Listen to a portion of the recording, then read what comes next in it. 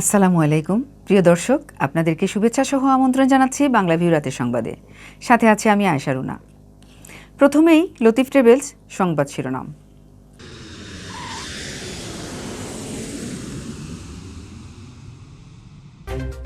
সিলেটে ভূমিকম্পে ফাটল ধরা রাজা জিসি হাই স্কুলের ভবন পরিত্যক্ত ঘোষণা, তৈরি করা হবে ভূমিকম্প সহনীয় অত্যাধুনিক ভবন। এক মাসের বেশি সময় পর দেশে মৃত্যুর সংখ্যা বাড়ার পাশাপাশি গত একদিনে বেড়েছে শনাক্তের সংখ্যাও। সিলেট নগরীর কাজীটুলায় বিল্ডিংয়ের ছাদ থেকে পড়ে নাজিমের মৃত্যু মেনে নিতে পারছে না তার পরিবার। হত্যা মামলায় গ্রেফতার 3 ভাই বোন। সিলেট বিভাগে করোনা ভাইরাসে আক্রান্ত হয়ে আরও একজনের মৃত্যু হয়েছে, আক্রান্ত শনাক্ত 69 জন। হযরত শাহজালাল রহমতুল্লাহ বার্ষিক ওরস উপলক্ষে লাকড়িতুলা উৎসবে শামিল হলেন হাজারো ভক্ত আশেকান। নিজের লোকজন দিয়েই বাসা অফিসে হামলা করান সিসি কাউন্সিলর লায়েক, সংবাদ সম্মেলনে অভিযোগ এলাকাবাসীর। এতক্ষণ শুনছিলেন শিরোনাম, এবার বিস্তারিত। সিলেটে গতকাল সোমবার সন্ধ্যায় 1 মিনিটের ব্যবধানে 2 দফা ভূমিকম্পে কেঁপেছে সিলেট। ভূমিকম্পের মাত্রা কম হলেও এতে নগরীর বন্দরবাজারস্থ রাজা জিসি হাই স্কুলের বদরুদ্দিন আহমদ কামরান ভবনের একাধিক স্থানে ফাটল দেখা দিয়েছে। আজ মঙ্গলবার দুপুরে জেলা শিক্ষা অফিসের নির্বাহী প্রকৌশলী নজরুল হাকিমের নেতৃত্বে একটি দল ঘটনাস্থল পরিদর্শন করেন। পরে ওই ভবনটি পরিত্যক্ত ঘোষণা করা হয়। সিলেট আবহাওয়া অফিস সূত্রে জানা গেছে, গত সোমবার সন্ধ্যা 6টা 29 প্রথম দফা ভূমিকম্প হয় সিলেটে। পরে 6:30টায় আরেক দফা ভূমিকম্পে আতঙ্ক দেখা দেয় মানুষের মধ্যে। ভূমিকম্পের মাত্রা রিক্টার স্কেলে 3.8 ও উৎপত্তিস্থল সিলেটের দক্ষিণ সুরমা উপজেলার জালালপুর ইউনিয়নে বলে জানিয়েছেন সিনিয়র আবহাওয়াবিদ সাইদ আহমদ চৌধুরী। এটা ঘন ঘন ভূমিকম্প হওয়ায় জনগণ খুবই আতঙ্কিত, বিশেষ করে এই যে এখানে দাঁড়ানো আছে রাজা জিসি হাই স্কুলের বিল্ডিং। আমি আসছিলাম আমার বাচ্চা কাচ্চা নিয়ে, আমার সেই সাইডে আমার রুম আছে, আমি দৌড়িয়া ফুলটা নিয়ে বাইরে এসেছি।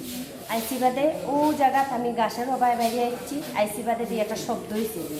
তার বাদে আমি দেখিয়া সাথে সাথে আমার স্যারের আমি কল দিয়েছি, বলে স্যারগুলা বিল্ডিং পাটা ধরছে অথবা বাঙ্গা পড়ছে। এদিকে ওই ভূমিকম্পে রাজা জিসি হাই স্কুলের কামরান ভবনের দেয়াল ও ভীমে ফাটল দেখা দেয়। খবর পেয়ে সোমবার রাতেই ঘটনাস্থল পরিদর্শন করেন সিটি মেয়র আরিফুল হক চৌধুরী। তিনি বলেন, নিরাপত্তা বিবেচনায় ঝুঁকিপূর্ণ ভবনটি ভেঙে ফেলতে হবে।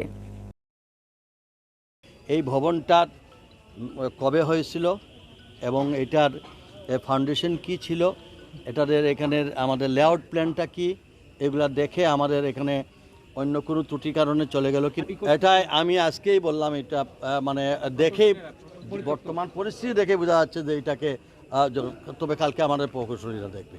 মঙ্গলবার ক্ষতিগ্রস্ত ভবনটি পরিদর্শন করেন বিদ্যালয়ের ম্যানেজিং কমিটির সভাপতি ও সিলেট মহানগর আওয়ামী লীগের যুগ্ম সাধারণ সম্পাদক কাউন্সিলর আজাদুর রহমান আজাদ। তিনি জানান, এই স্কুলে প্রয়োজন বিবেচনায় নতুন করে ভূমিকম্প সহনীয় ভবন তৈরি করা হবে। আমাদের গতকালকে পরপর 2বার ভূমিকম্প হয়েছে, আর আমরা যে বিল্ডিংয়ে রয়েছি আসলে এই কিছুক্ষণ এই সামান্য আগ থেকে হলো গিয়ে একটা ডুবা জায়গা ছিল। এই ডুবা জায়গাটুকু ভরাট করে বিল্ডিংয়ের কাজ সম্পূর্ণ করা হয়েছে। আমার মনে হয় তখন যে কোনো কারণে হোক কিছুটা গাফিলতি থাকতে পারে, আমি জানি না ভাই এত বিষয়ে, আর আমি ইঞ্জিনিয়ারও না, আমি এটা বলতেও পারি না। তো গাফিলতি না থাকলে এই ধরনের ঘটনা ঘটতো না। মঙ্গলবার ক্ষতিগ্রস্ত ভবনটি পরিদর্শন শেষে জেলা শিক্ষা অফিসের নির্বাহী প্রকৌশলী নজরুল হাকিম বলেন, ভবনটি প্রায় 28 বছর আগে তৈরি করা হয়েছিল। ওই সময়ে ভূমিকম্প সহনীয় মাত্রায় এটি তৈরি করা হয়নি। ভূমিকম্পে ফাটল সৃষ্টি হওয়ায় ভবনটি পরিত্যক্ত ঘোষণা করা হয়েছে। 10 দিন আগে আপনারা জানেন একদিনে 9 বার ভূমিকম্প হয়েছে। আমরা অনেক শিক্ষা প্রতিষ্ঠানের প্রধানগণ আমাকে চিঠি দিয়েছেন। আমি বিশেষ করে আমাদের ভবন না, ওনাদের অনেক আগে করা ভবনগুলো দেখতেছি, আমাদের ভবনও দেখতেছি। আর আমরা 2002 সালের পর থেকে ভূমিকম্প সহনীয় ভবন করতেছি। আমরা এর আগে আমাদের কার্যক্রম ছোটো ছিল, আমরা এত ভবন করতাম না। এখন আমরা বেশি ভবন করতেছি এবং আমরা ডিজাইন ভূমিকম্প সহনীয় করে করতেছি। প্রসঙ্গত, গত 29 মে কয়েক ঘন্টার ব্যবধানে সিলেটে 5 দফা ভূমিকম্প হয়েছিল।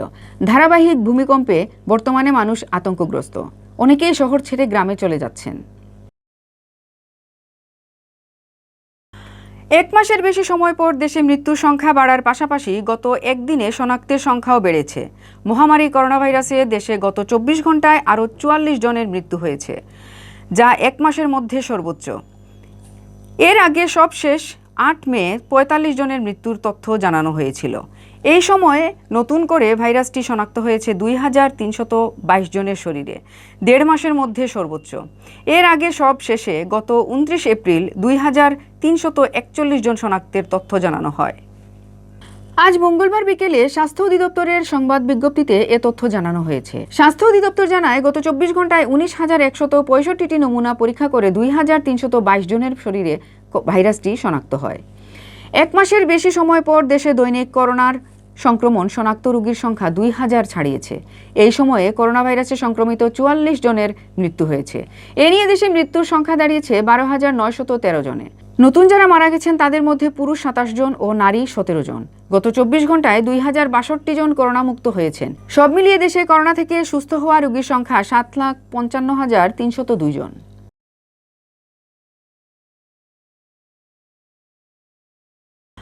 সিলেট নগরীর কাজীটুলা উঁচা সড়কের একটি বিল্ডিংয়ের ছাদ থেকে পড়ে মারা যাওয়া মোবাইল ব্যবসায়ী রাবিদ আহমেদ নাজিমের মৃত্যু কোনোভাবেই মেনে নিতে পারছেন না তার পরিবার। তাদের দাবি, পরিকল্পিতভাবেই হত্যা করা হয়েছে নাজিমকে। হত্যাকারীদের ফাঁসির দাবিতে নাজিমের গ্রামের বাড়ি পীরের বাজারে একটি প্রতিবাদী মানববন্ধন করেছেন তার আত্মীয়স্বজন ও এলাকাবাসী। মানববন্ধনে নাজিমকে পরিকল্পিতভাবে হত্যা করা হয়েছে বলে দাবি করেন তার পরিবারের সদস্যরা। তারা বলেন, নাজিম সহজ সাধারণ জীবনযাপন করতেন, কোনো ধরনের মাদকের সাথে তার কোনো সংশ্লিষ্টতা ছিল না।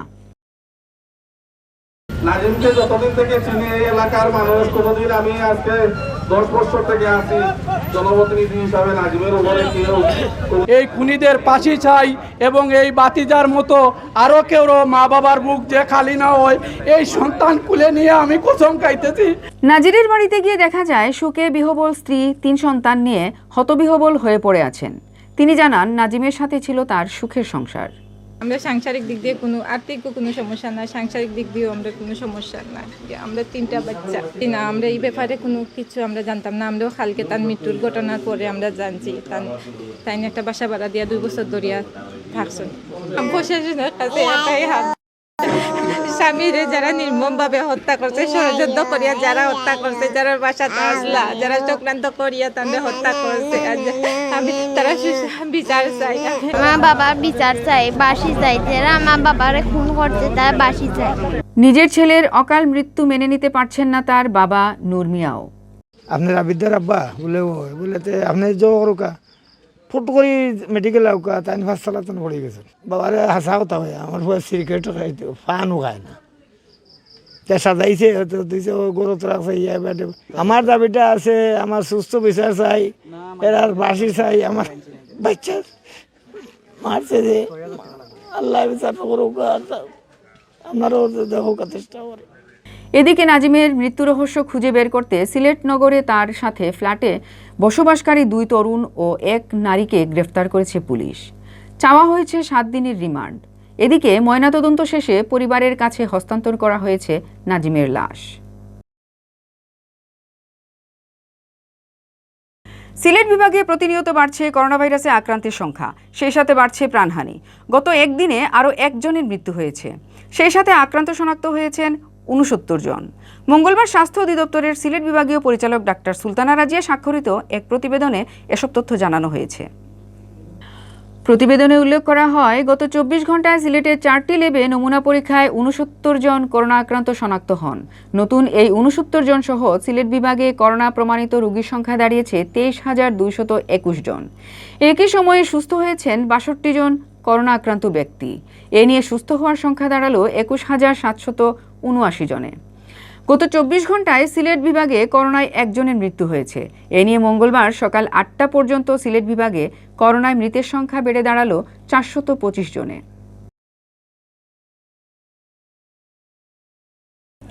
ঘনিয়ে আসছে হযরত শাহজালাল রহমতুল্লাহ আলাইহির বাৎসরিক ওরস। এ উপলক্ষে লাকড়ি তোলা উৎসবে শামিল হয়েছিলেন হাজারো মানুষ। আজ মঙ্গলবার সারাদিন ওরস উপলক্ষে উৎসবমুখর পরিবেশে এসব লাকড়ি সংগ্রহ করেন ভক্ত আশেকানরা। মুজাম্মেল হকের ক্যামেরায় হাসান মোহাম্মদ শামীমের রিপোর্ট।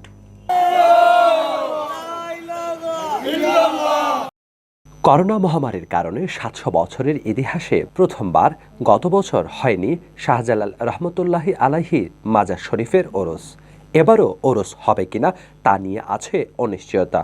তবে শাহজালাল ভক্তরা তাদের সম্পূর্ণ প্রস্তুতি নিয়ে রেখেছেন। বিপুল উৎসাহ উদ্দীপনায় আজ তারা অংশ নিয়েছেন ঐতিহ্যবাহী লাকড়ি ভাঙা উৎসবে। টিলা থেকে সারা দিনমান লাকড়ি সংগ্রহ করে তা জমা করা হয়েছে মাজার প্রাঙ্গণে। 21 দিন পরে হওয়া ওরসে শিরনি তৈরিতে ব্যবহার করা হবে এই লাকড়িগুলো।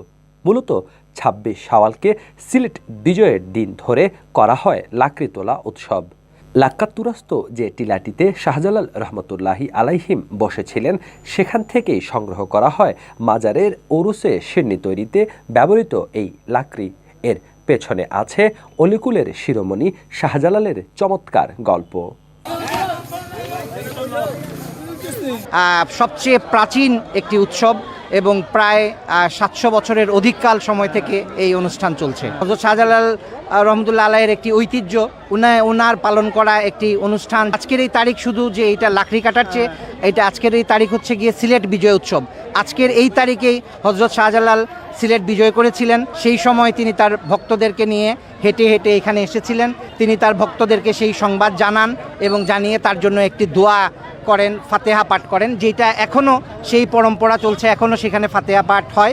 সিলেটে কোনো ক্ষতিগ্রস্ত কেউ বোমা মারতে পারছে না, কেউ কিছু ক্ষতিগ্রস্ত পারছে না এবং পারবে না যদি আমরা এই মহান অলির এই বিজয় টিলাটারে আমরা ধরিয়ে রাখি। আশা করি এই টিলার মাঝে অনেক প্রাকৃতিক জিনিস আছে, আধ্যাত্মিক জিনিস আছে, আপনারা দেখলে পাবেন। আপনারা আসতেন যখন আপনারা দেখবেন। লাকড়িতুরা উৎসব উপলক্ষে সিলেট সহ নানা প্রান্তের মানুষজন এসেছিলেন আঞ্চলিক ঐতিহ্যের এই লাকড়ি ভাঙা উৎসবে। লাকড়ি তোলা নিয়ে আছে তাদের নানা যুক্তি। হযরত শাহজালাল বাবার আশিক ভক্তবিন্দু আমরা প্রতি বছরে বছরে নবীগঞ্জ থেকে আসিয়া এখানে লাকড়ি ভাঙ্গি সিন্নি উরুস করার জন্য। এটা শাহজালাল সাহেব যখন এমনতেই আসছেন বাংলাদেশ, তখন এই সময় থেকে দেখে সিনি যাদের করা এই লাকড়িটা দিয়া এটা একটা বরকত। সীমিত পরিসর হলেও এবারের ওরস আয়োজন করতে চান শাহজালাল রহমতুল্লাহি আলাইহির মাজার শরীফের খাদেমগণ। এজন্য সরকারের সুদৃষ্টি কামনা করছেন তারা। আশিক যারা ওরা আসছে, কেউ দাওয়াত দিচ্ছে না, তারাই নিজে এসে নিজের লাকড়ি ভাঙ্গে গেছে, রুসুমটা রাখছে। আগে তো আমরা ব্যান্ড পার্টি বাজাইয়া সব এলাকার মানুষ আইতো, হাজার হাজার মানুষ তো লইতো। হ্যাঁ, কিন্তু এখন তো এইরকম নাই, এখন জার্জির যায়, কেউ নিষেধ বাধা। হাসান মোহাম্মদ শামীম, বাংলা ভিউ, সিলেট। মসজিদ ও পঞ্চায়েত কমিটি গঠন নিয়ে বিরোধের জেরে নিজের লোকজন দিয়েই নিজের বাসা ও অফিসে হামলা ভাঙচুর করিয়েছিলেন সিলেট সিটি কর্পোরেশনের 3 নম্বর ওয়ার্ডের কাউন্সিলর আবুল কালাম আজাদ লায়েক। এরপর এ ঘটনায় মামলা দিয়ে স্থানীয় লোকজনদের আসামি করে হয়রানি করেছিলেন তিনি। এর আগেও তিনি নিজের স্বার্থ উদ্ধারে এভাবে নাটক সাজিয়ে এমন পরিকল্পিত ঘটনা ঘটিয়েছেন। কাউন্সিলর লায়েকের বিরুদ্ধে এসব অভিযোগ তুলে ধরেন সিলেট নগরের মুন্সিপাড়া এলাকার বাসিন্দারা। মঙ্গলবার বেলা 2টায় সিলেট জেলা প্রেস ক্লাবে মুন্সিপাড়া এলাকার বাসিন্দাদের পক্ষে সংবাদ সম্মেলন করা হয়। এলাকাবাসীর পক্ষে সংবাদ সম্মেলনে লিখিত বক্তব্য রাখেন সাংবাদিক শুয়েব বাসিত। সংবাদ সম্মেলনে লিখিত বক্তব্যে বলা হয়, গত 23 এপ্রিল কাউন্সিলর লায়েকের অফিসের সাইনবোর্ড ও বাসার গেট ভাঙচুরের ঘটনা ছিল একটি সাজানো নাটক। সেটি নিজের স্বার্থ হাসিলের জন্য পরিকল্পিতভাবে ঘটিয়েছেন কাউন্সিলর নিজেই। এ ঘটনার সাথে রাজনৈতিক ও সিটি কর্পোরেশনের উন্নয়ন কাজ বাধাগ্রস্ত করার কোনো মিল নেই। স্থানীয়রা অভিযোগ করে বলেন, মুন্সিপাড়া এলাকায় ইয়াং ব্রাদার্স ক্লাব, মুন্সিপাড়া জামে মসজিদ ও পঞ্চায়েত কমিটি নিয়ে দীর্ঘদিন থেকে বিরোধ চলে আসছে।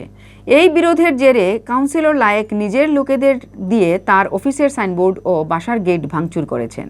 এ ঘটনাকে ভিন্ন খাতে প্রবাহিত করতে 15-20 জনের বিরুদ্ধে মামলা দায়ের করেন তিনি। মামলায় এলাকার নিরীহ লোকজনদের আসামি করে হয়রানি করা হচ্ছে। সংবাদ সম্মেলনে অভিযোগ করে জানানো হয়, কাউন্সিলর লায়েক তার সকল অপকর্ম ঢাকার জন্য অনেক নাটক সৃষ্টি করেছেন। তার সকল চক্রান্ত, ষড়যন্ত্র ও দুরভিসন্ধি থেকে সচেতন মহলকে দূরে থাকার আহ্বান জানান তারা।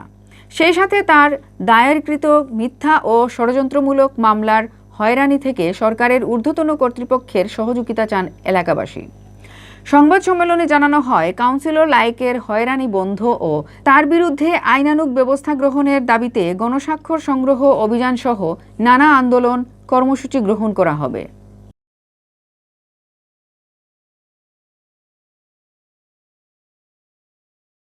এতক্ষণ শুনছিলেন বাংলা ভিউ রাতের সংবাদ। সাথে থাকার জন্য ধন্যবাদ।